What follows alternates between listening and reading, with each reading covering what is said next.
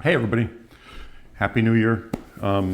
Two subjects I want to touch on with you today, and one I was really stupid about. So, you know about the Panasonic SR1, S1R, and had to return it twice because there was issues with the hot shoe, and that was confirmed after they received it back. But it was about buying used equipment. That camera sells for $3,500, give or take. And I was purchasing it like new condition, which should have been a red flag anyway, for $1,900. But that was, across the board, that was the price for that kind of camera. Which, again, it should have been a red flag. It's just not selling as much as it should be, I guess. So they're dropping the price as low as I can. Anyway, so I was looking at another used camera. We're going to leave that in the dark for now. But I think it was $200 under what it was new, what it's currently selling new for on the MPB site. And I was, like literally, I just ordered it. It was $200 off. So I figured, oh, it's going to be a great deal. Then, then intelligence clicks in, and I stopped being penny wise and dollar foolish and said, forget it. I'm going to just buy the new one for $200. Which brings me back to, a friend of mine who purchased a gray market camera and cheap batteries.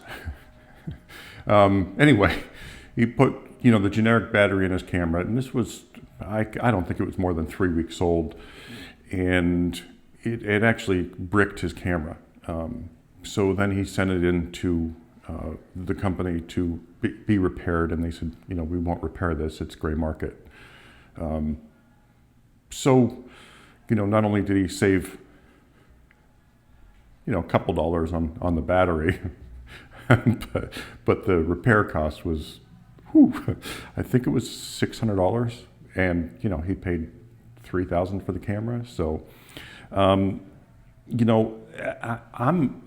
big on used equipment, in many cases, but it's because I grew up with manual cameras that your local repair guy could fix in his sleep.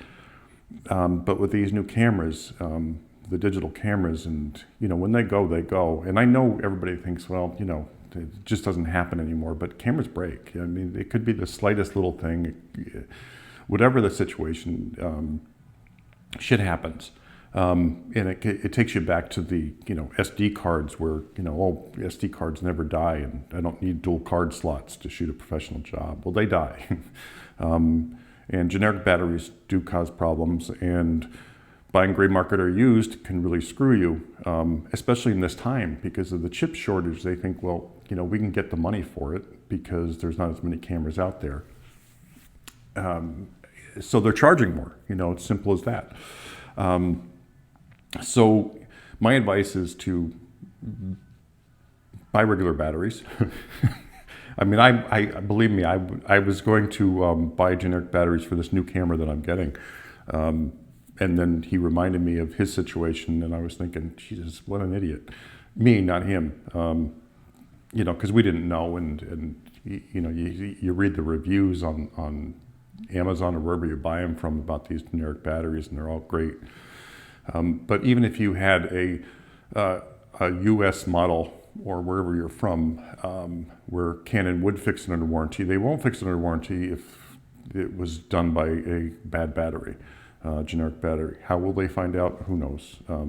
But if they do, or if they just claim it, you're pretty much screwed anyway. So, I spent the extra $200 because if something does happen to the camera, I do want it taken care of under warranty.